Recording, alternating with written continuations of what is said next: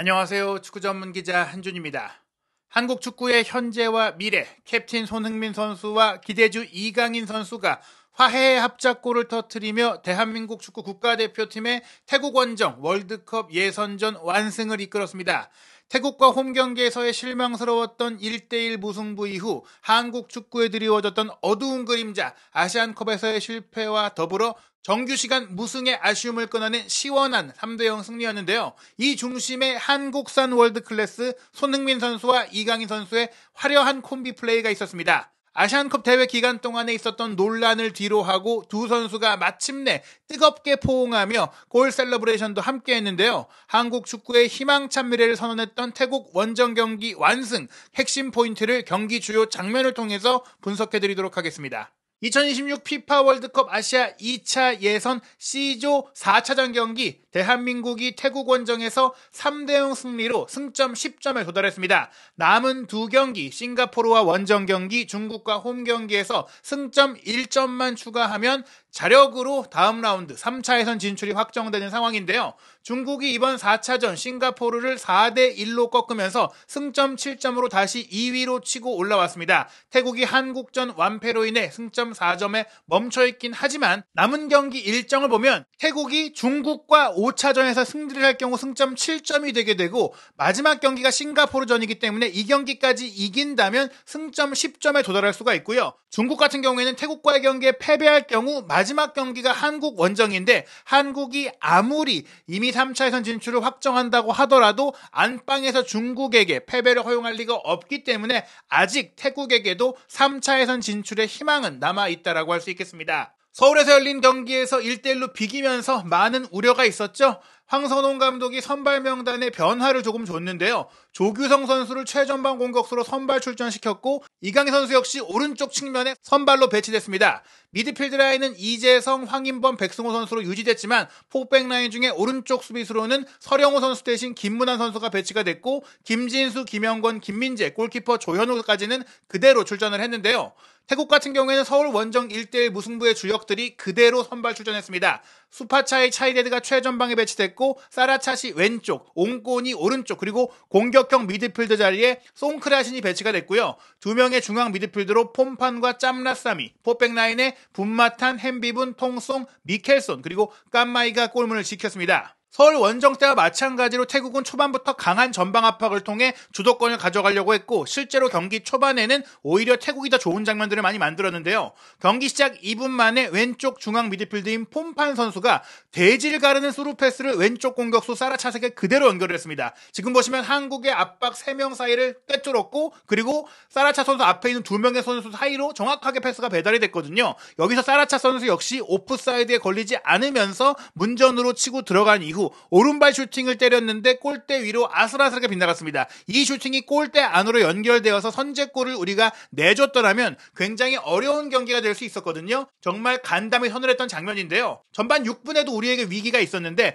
골키퍼 깜마이가 길게 롱킥 때린 것, 김영권 선수가 헤더로 잘라내려고 했던 것이 뒤로 흐르면서 위기가 이어졌거든요. 차이데드 선수가 이 공을 받아서 슈팅까지 가져갔는데 슈팅이 골대 옆으로 빗나가기도 했지만 일단 헤더로 차단하기 전에 이 공을 잡기 위한 위치 선정 자체가 오프사이드였기 때문에 이 상황 자체는 인정받지 못했어요. 그러나 정말 위협적인 장면들이 경기 초반에 연달아 나왔다는 것은 서울에서 열렸던 무승부 경기에 좀 우려를 다시 한번 느끼게 했었고 어떻게 보면 이 경기 질 수도 있는 거 아니야? 이런 걱정까지 따라왔던 장면들입니다. 전반 13분에 우리의 첫 번째 좋은 공격 장면이 있었는데요. 김민재 선수가 기점 패스를 수비 라인에서 전방으로 연결해줬고 여기서 오른쪽에서 이제 뒤로 내려오면서 공을 받은 이강인 선수가 감각적인 백힐 패스를 통해서 탈압박에 성공하며 황인범 선수에게 공을 전진시켰고요. 황인범 선수는 배후로 빠져들어가던 왼쪽 전방에 손흥민 선수를 향해서 절묘한 스루 패스를 연결했는데 아쉽게도 조금 이제 공터치를 한 번 더 가져가는 상황 속에서 태국 수비수인 통송이 빠른 타이밍의 태클로 손흥민 선수의 슈팅을 차단하면서 공격 기회가 무산이 됐습니다. 하지만 전반 19분 결국에는 우리가 두 번째 좋은 공격만에 선제골을 터뜨리게 되는데요. 이번에도 이강인 선수의 기가 막힌 패스 연결이 결정적이었습니다. 황인범 선수가 3선으로 내려가서 기점 패스를 연결해 준 것, 이강인 선수가 오른쪽 하프 스페이스에서 배후로 빠져드는 조규성 선수를 향해서 오프사이드 트랩을 무너뜨리면서 수비 라인 사이, 두 명의 수비 사이에 틈을 찌르는 날카로운 패스를 연결했는데요. 조규성 선수가 이 스루 패스를 받아서 문전 우측 골키퍼까지 제치고 들어갔을 때 조금 균형을 잃었지만 반대편 문전 중앙으로 들어오던 이재성 선수를 보고 패스를 밀어줬고, 이 패스를 잘라내기 위해서 분마탄 선수가 따라 들어왔는데 분마탄 선수가 이 공을 걷어내지 못한 가운데 이재성 선수가 골대 앞에서 밀어넣으면서 우리가 1대0의 선제골을 넣었습니다. 이 골과 더불어서 태국의 주장인 분마탄 선수가 이 장면에서 입은 부상으로 인해 부리랏 선수와 교체되는 악재가 태국에 따르기도 했는데요. 하지만 이 장면 이후 다시 태국이 힘을 내기 시작했고, 특히 교체로 들어온 부리랏 선수가 오른쪽 풀백으로 배치되고 본래 오른쪽 풀백이었던 노르웨이 혼혈 미켈손 선수가 왼쪽 풀백으로 이동한 이후 실점을 했던 탓도 있겠지만 이 풀백들이 적극적으로 공격에 가담하면서 태국은 기세를 유지했고 또 선제골을 내줬지만 정신적으로 흔들리지 않는 모습을 보여주기도 했습니다. 워낙 무더운 날씨 태국 원정 경기였기 때문에 경기 도중에 쿨링 브레이크가 있었던 것도 우리가 선제골을 넣고도 그 리듬을 이어가지 못했던 아쉬운 요소 중에 하나였는데요. 전반 39분에는 우리가 전반 막판에 접어들면서 조금 지친 기색을 보였을 때 부리랏 선수가 태국 진영부터 우리 진영까지 단독 돌파로 치고 올라온 이후 오른쪽으로 넘겨준 공, 옹권 선수가 문전 지역으로 날카로운 왼발 크로스를 연결했는데 여기서 김민재 선수가 간신히 걷어내면서 코너킥 기회를 내주고 말았고요. 그 다음 이어진 코너킥 공격에서는 태국의 장신 수비수 햄비분 선수의 헤더 슈팅이 파포스트로 날아갔는데 아슬아슬하게 골대 앞으로 빗나가면서 우리가 동점골을 내줄 수 있었던 위기를 넘기기도 했습니다. 사실 우리가 선제골을 넣긴 했지만 그 두 차례의 슈팅 장면을 제외하고는 오히려 태국이 후반전에 조금 더 풍성한 경기 내용을 보이기도 했는데요. 전반 41분에는 조규성 선수가 공격 지역에서 공을 이어받고 전진하다가 공을 차단당하고 역습 기회를 내줄 뻔하자 태국 선수의 유니폼을 잡아 끄는 장면으로 인해 경고를 받는 불안정한 모습이 나오기도 했습니다. 전반 43분에는 우리 진영에 있었던 스로인 상황에서 김문환 선수의 스로인이 오히려 태국 미드필드인 짬라사미에게 커트를 당하면서 짬라사미의 커트에 이은 자로엔삭의 슈팅이 골대 안으로 날아왔는데요. 이 장면에서 사실은 우리가 스로인을 차단당하면서 쇼트 카운터를 당했기 때문에 조현우 선수의 정면으로 슈팅이 쏠리지 않고 골문 구석 쪽으로 슈팅이 날아갔더라면 동점골을 내줄 수도 있는 장면이었습니다. 그러나 태국에게는 이 장면도 불운했는데요. 자로엔삭 선수의 슈팅 전에 짬라사미 선수가 이 공을 차단하는 과정에서 입은 부상으로 인해 또 다른 수비형 미드필더 유엔 선수가 전반 추가 시간에 들어와야 했죠. 즉 태국은 전반전에 두 명의 선수가 부상으로 교체 아웃되는 불운이 있었다는 겁니다. 전반전 우리가 1대0 리드로 마쳤는데요. 점유율은 62%로 크게 앞섰지만 슈팅 숫자는 4대3 그리고 유효 슈팅도 2대1로 우리가 앞섰습니다. 빅찬스도 우리가 한 번 있었고 상대 박스 안에서의 슈팅도 우리가 4개일 정도로 지표상으로는 우리가 앞선 내용을 보였지만 중원에서의 유기성과 조직력에 있어서는 조금은 아쉬운 면도 있었던 게 사실인데요. 특히 황인범, 이재성, 백승호로 구성된 이 미드필드 라인이 태국의 5인 미드필드 구성에 에워싸이고 패스 연결도 안 되면서 공격진이 조금은 단조로운 플레이를 할 수밖에 없다 보니까 후반전 시작과 함께 황선홍 감독은 백승호 선수를 빼고 아예 전문 수비형 미드필드로 박진섭 선수를 배치하면서 황인범, 이재성을 두 명의 공격형 미드필드로 전진시켜서 4-1-4-1에 가까운 형태로 포메이션을 바꿨습니다. 그리고 이렇게 바꾼 포메이션, 특히 힘과 높이를 갖추고 있는 센터백이 가능한 박진섭 선수가 두 센터백 앞을 커버해주니까 태국을 상대로 조금 더 효과적인 공격과 수비가 될 수 있었는데요. 그럼에도 불구하고 태국이 후반 시작과 함께 굉장히 강력한 공세를 펼치면서 위협적인 장면 한 번을 만들었어요. 후반 시작 4분 만인 49분 송크라신 선수의 전진 패스를 받아서 사라차 선수가 왼쪽 측면을 파고들다가 김민재 선수가 나와서 잘라내려고 하자 반대편 전환 패스를 바로 넘겨줬거든요. 이 전환 패스를 받은 옹권 선수가 문전 우측을 파고들면서 슈팅까지 가져갔는데 조현우 선수의 정면으로 이어졌기에 쉽게 막아낼 수 있었던 것이지 뒷공간이 확실하게 열렸던 또 하나의 위기 상황이었습니다. 우리 입장에서 긍정적이었던 것은 전반전에도 위기 이후에 우리가 선제골을 역습 상황에서 만들어냈던 것인데요. 이 장면 직후 우리가 또한 추가골을 만들어내면서 상대의 추격 의지를 완전히 꺾어낼 수 있었다는 거죠.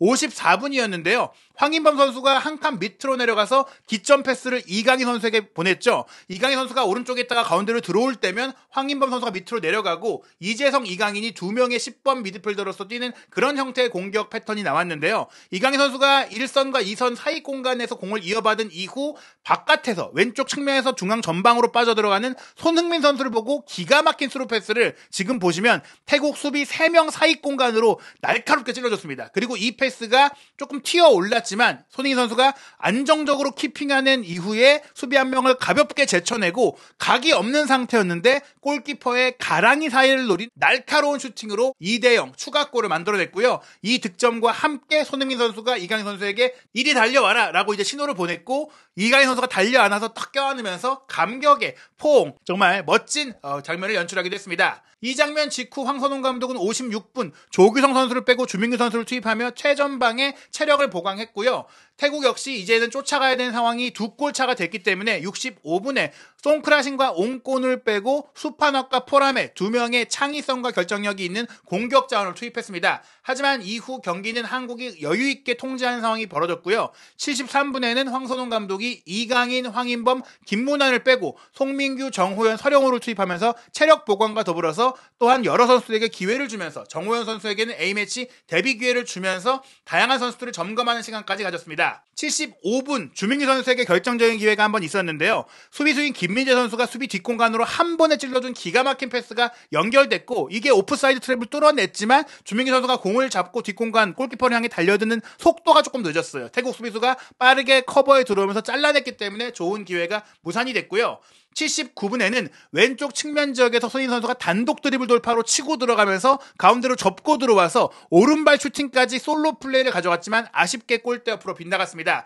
경기 막판으로 흐르면서 태국 선수들도 이제 무더운 날씨 속에 지치기 시작했고 무엇보다 2골 차가 되다 보니까 선수들이 정신적으로도 힘든 상황들이 많이 나왔는데요. 그러다가 82분 우리가 코너킥 공격 상황에서 김진수 선수가 올린 크로스 패스를 김민재 선수가 헤더로 떨궈졌고 박진섭 선수가 가볍게 밀어넣으면서 3대0 추가골을 넣으면서 완전히 경기의 결과에 쐐기를 박았습니다. 추가 시간까지 별다른 장면 없이 우리가 여유있게 경기를 마무리했는데요. 이제 사실상 3차 예선 진출은 확정이 됐습니다. 6월 6일 목요일에 싱가포르 원정이 예정되어 있는데 아마도 우리 시간으로 저녁 9시에 킥오프할 예정인데요. 이 경기 이기면 바로 3차 예선 진출이 확정이 되고요. 6월 11일 우리의 안방에서 오후 8시에 중국과 홈 경기를 통해 2차 예선 일정을 마치게 됩니다. 이미 3차 예선 진출이 예약되어 있는 상황이긴 하지만 피파 랭킹이 3차 예선의 시드 배정에도 이제 반영이 되기 때문에 이 경기까지 또 좋은 흐름을 이어갈 필요가 있고 또 우리 국내 팬들 앞에서 태국전의 아쉬운 무승부를 또 만회하기 위한 또 유종의 미를 거두기 위해서라도 남은 2경기도 승리가 정말 절실하게 필요한 상황입니다. 한국의 유럽파 선수들은 이제 A매치 일정을 마치고 유럽 빅리그를 누비기 위해 일정을 이어가게 되는데요.